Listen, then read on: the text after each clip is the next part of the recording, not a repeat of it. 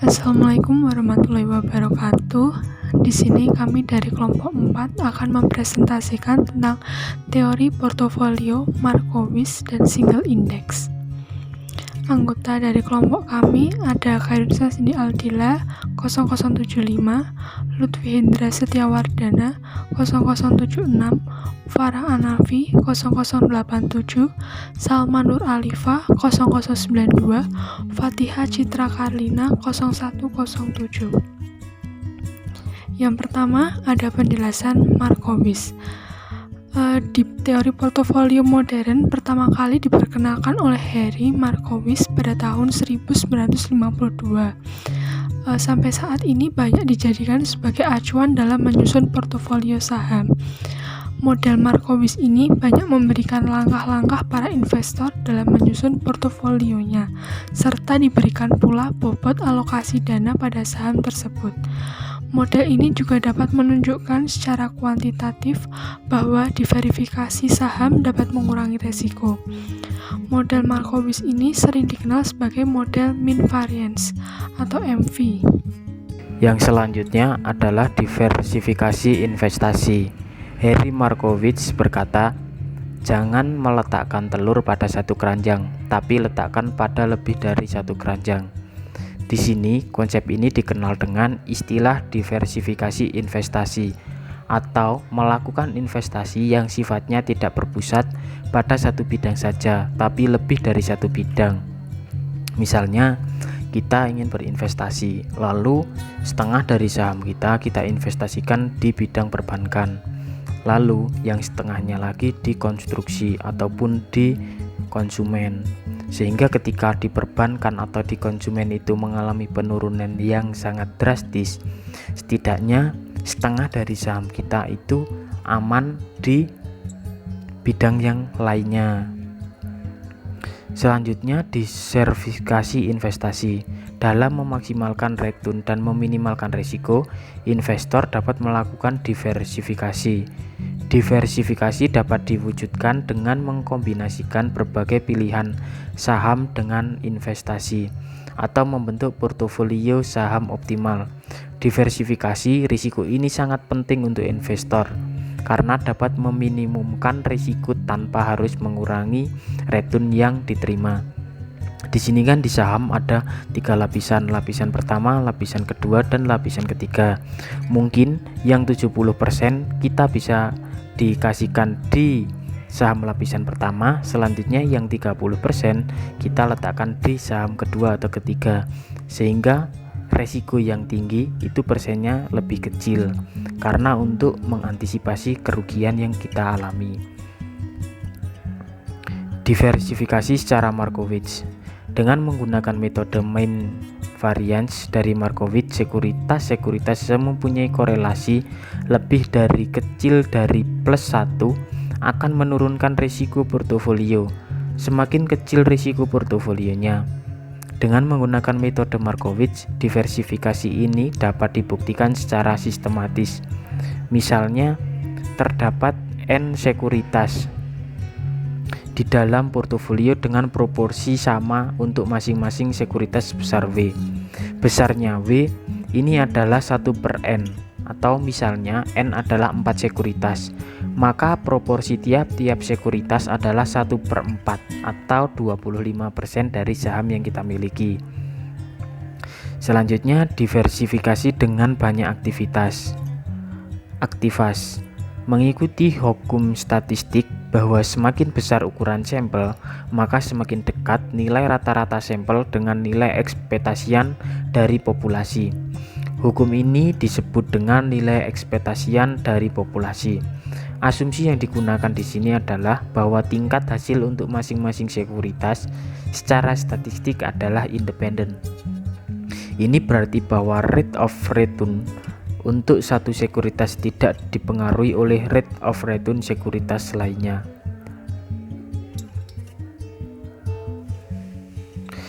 Selanjutnya, di dalam teori Markowitz ini ada keuntungan dan kelebihan. Yang pertama adalah kelebihan teori portofolio Markowitz.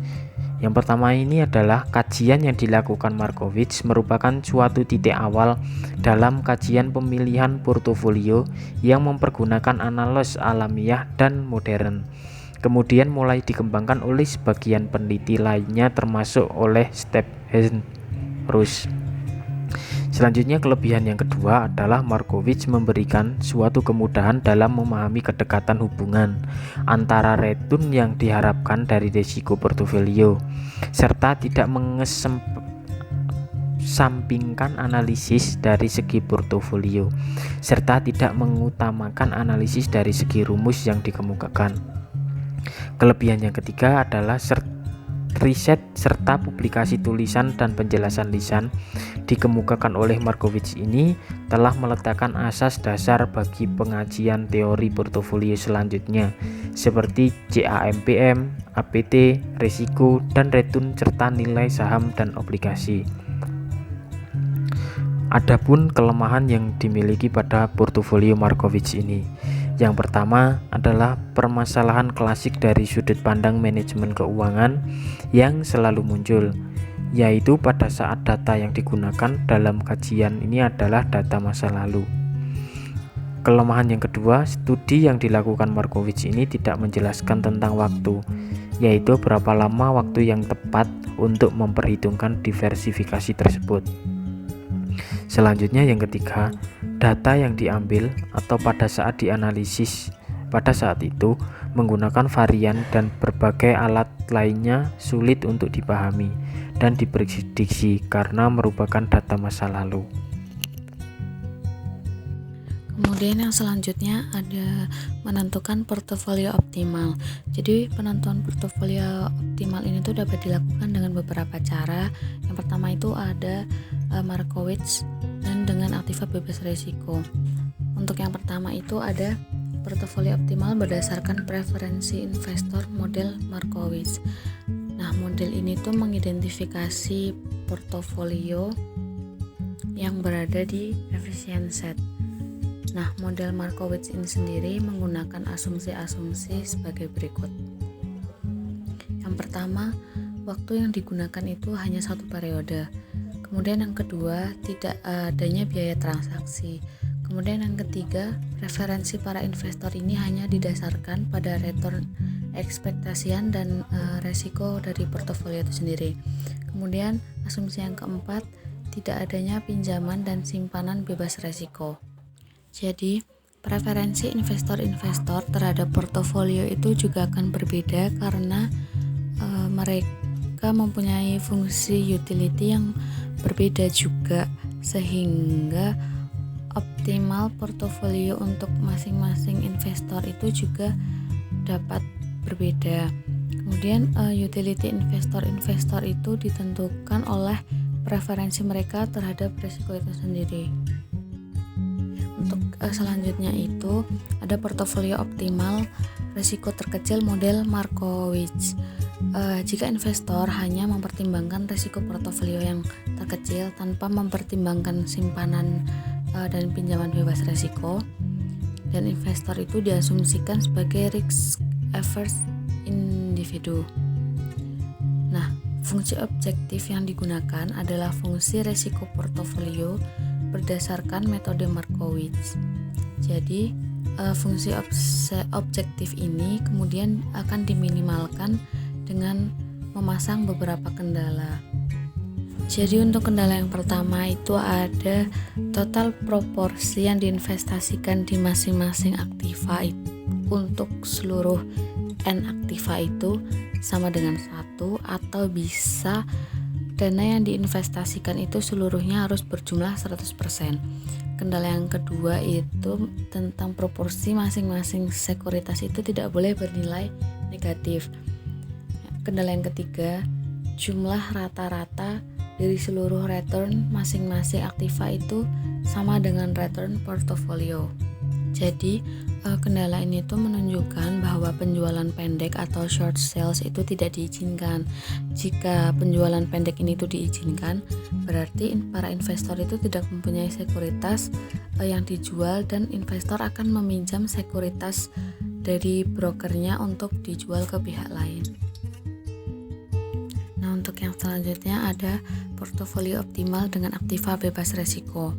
Sebenarnya dua portofolio yang sebelumnya, yang preferensi investor dan yang resiko terkecil model Markowitz itu belum benar-benar portofolio yang optimal. Untuk yang preferensi investor itu dirasa optimal hanya menurut investor tertentu dengan preferensi risiko tertentu, dan untuk yang risiko terkecil model Markowitz itu dianggap optimal hanya untuk risiko portofolio terkecil saja. Jadi untuk portofolio yang kali ini, untuk aktiva bebas risiko itu merupakan portofolio yang benar-benar optimal secara umum.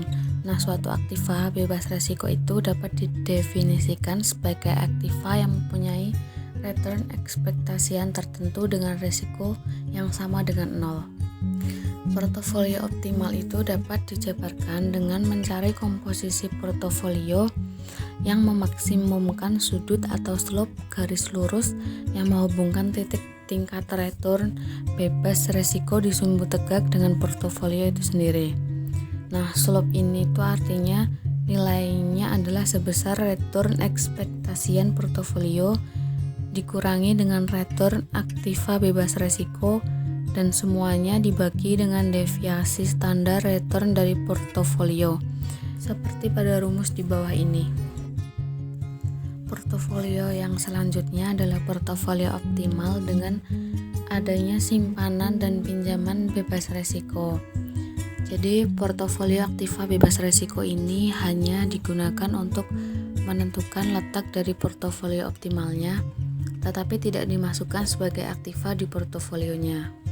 Nah, dengan adanya aktiva yang bebas risiko ini, investor mempunyai pilihan untuk memasukkan aktiva ke portofolionya. Karena aktiva bebas risiko variannya atau deviasi standarnya itu sama dengan 0. Jadi kovarian antara aktiva bebas risiko ini dengan aktiva beresiko yang lainnya itu akan menjadi sama dengan 0 juga. Nah, dan untuk varian aktiva bebas risiko yang sama dengan 0 itu, maka kovarian antara aktiva bebas risiko dengan aktiva beresiko itu juga sama dengan 0, karena sesuatu yang dikalikan dengan 0 itu sama dengan 0. Jadi misal investor itu dapat memasukkan aktiva bebas risiko ke dalam portofolio optimal aktiva berisiko dalam bentuk simpanan atau pinjaman. Nah, dalam bentuk simpanan itu berarti membeli aktiva bebas risiko dan memasukkannya ke dalam portofolio efisien aktiva yang berisiko. Nah, kalau dalam bentuk pinjaman itu berarti meminjam sejumlah dana dengan tingkat bunga bebas risiko dan menggunakan dana ini untuk menambah proporsi di portofolio efisien aktiva berisiko. Materi selanjutnya akan dijelaskan oleh Mbak Salma. Untuk yang selanjutnya yaitu ada derivasi rumus-rumus portofolio optimal model indeks tunggal. Mungkin teman-teman bisa dibuka halaman 458 untuk lebih jelasnya. Di sini dijelaskan bahwa untuk n buah sekuritas di dalam portofolio optimal, struktur varian dan kovarian untuk masing-masing sekuritas dapat dituliskan sebagai berikut.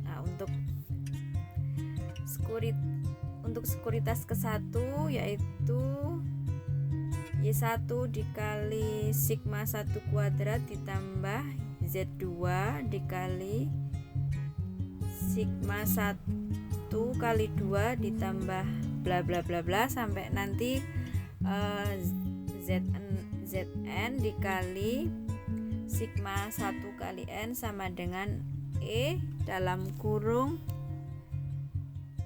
R1 kurangi RBR. Itu yang selanjutnya sekuritas kedua juga sama rumusnya seperti itu. Yang ketiga juga sekuritas ke N itu juga seperti itu. Nah, kemudian setelah kita tahu sekuritas 1 itu, rumus itu dapat dituliskan sebagai Y1 kali sigma 1 kuadrat ditambah jumlah N J sama dengan 1 atau J tidak sama dengan 1, ZJ dikali sigma 1 mohon maaf, ZJ dikali sigma I kali J sama dengan E dalam kurung RI dikurangi RBR.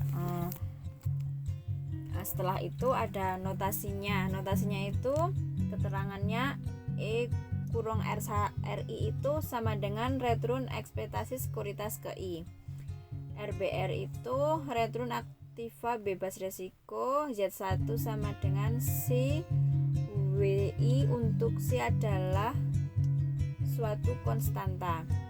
Sigma I kuadrat sama dengan varian return sekuritas ke I. Sigma IJ kovarian return sekuritas ke I dengan sekuritas ke J. Untuk lebih jelasnya teman-teman bisa disimak di buku ya. Kemudian itu nilai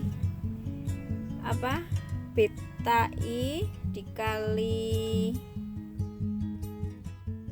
sigma M kuadrat itu dapat dikeluarkan dari dalam sigma NJ sama dengan 1 sehingga menjadi ZI dikali sigma EI kuadrat ditambah beta I dikali sigma M kuadrat.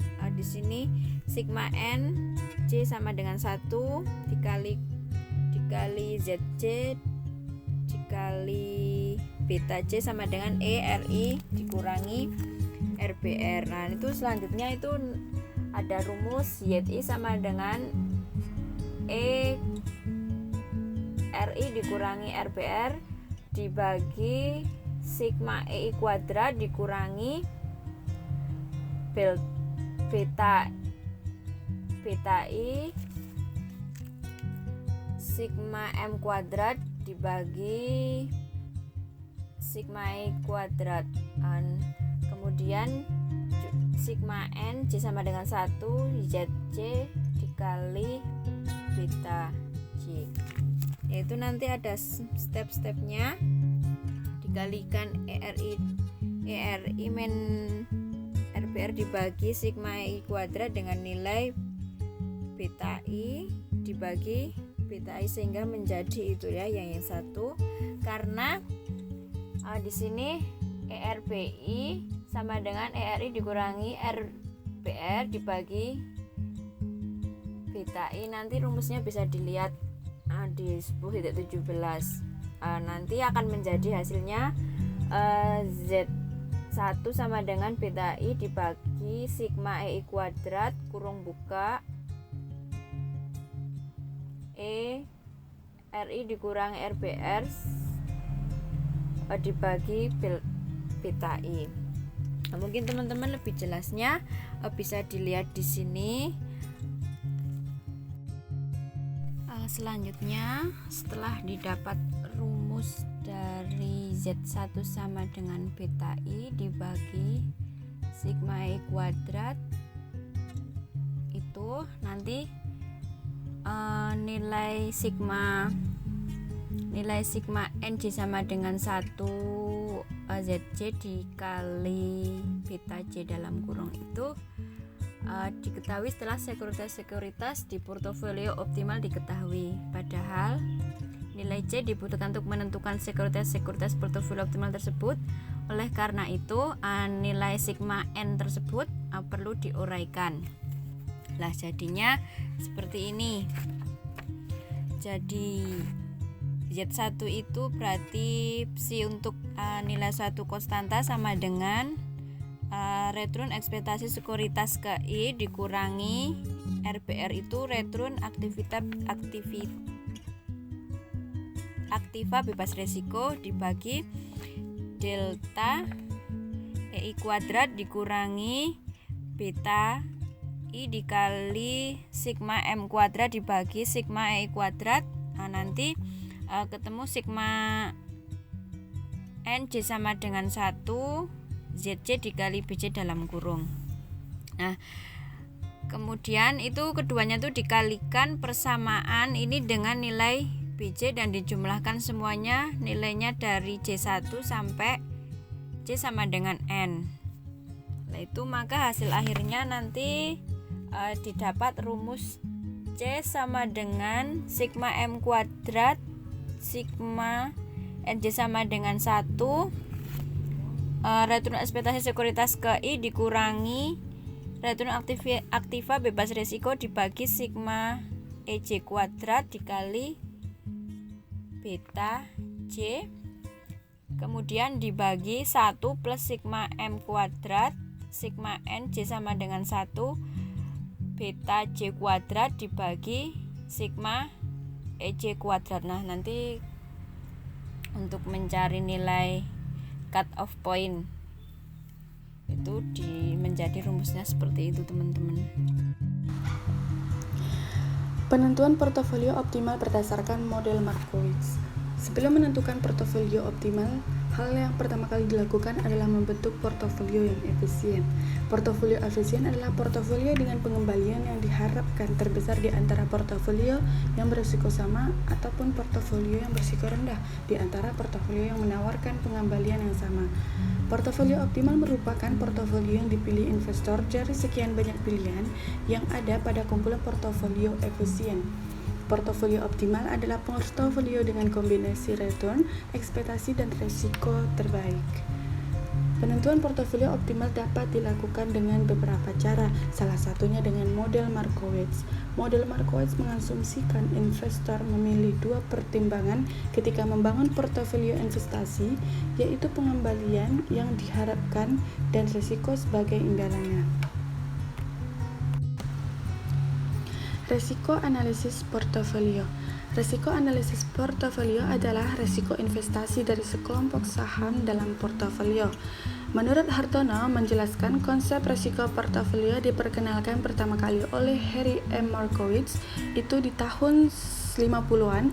Markowitz menunjukkan bahwa risiko dapat dikurangi dengan menggunakan beberapa sekuritas tunggal ke dalam portofolio serta return masing-masing tidak berkorelasi serta positif dengan sempurna. Risiko diartikan sebagai kemungkinan return aktual yang berbeda dengan return harapan. Sikap investor terhadap risiko akan sangat tergantung kepada referensi investor terhadap risiko. Menurut Halim, membagi risiko menjadi 3 berdasarkan referensi investor terhadap risiko, yaitu yang pertama, investor yang suka terhadap risiko, yang kedua, investor yang netral terhadap risiko, dan yang ketiga adalah investor yang tidak suka terhadap risiko. Penentuan portofolio optimal menggunakan langkah-langkah model Markowitz dengan bantuan program solver di Excel. Program solver membantu mencari bobot saham yang optimal untuk penentuan portofolio optimal. Berikut langkah-langkah yang dilakukan untuk membentuk portofolio optimal model Markowitz. Yang pertama, menghitung return saham bulanan dari masing-masing saham perusahaan sektor infrastruktur, utilitas, dan juga transportasi. Yang kedua, menghitung expected return dari masing-masing saham perusahaan sektor infrastruktur, utilitas, dan juga transportasi. Dan yang ketiga, menghitung kovarian antar saham perusahaan sampel dengan rumus. Keempat, menghitung expected return portofolio yang merupakan rata-rata tertinggi dari return ekspektasi masing-masing saham di dalam portofolio dengan rumus. Yang kelima, menghitung risiko portofolio adalah perkalian matrik antara matrik kovarian dengan metrik proporsi masing-masing saham dengan rumus. Yang keenam, menghitung kinerja portofolio menunjukkan sejauh mana portofolio yang telah dibentuk mampu memberikan kinerja yang memuaskan bagi investor. Yang ketujuh, menggunakan program solver untuk menghitung bobot masing-masing saham. Yang kedelapan, menghitung expected return, risiko dan kinerja portofolio menggunakan bobot yang didapat dari program solver. Nilai portofolio.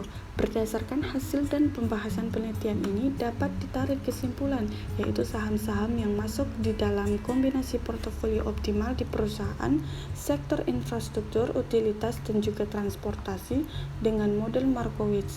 Berdasarkan hasil penelitian, maka peneliti ingin memberikan saran, yaitu model Markowitz mampu menunjukkan saham mana saja yang mampu membentuk portofolio optimal.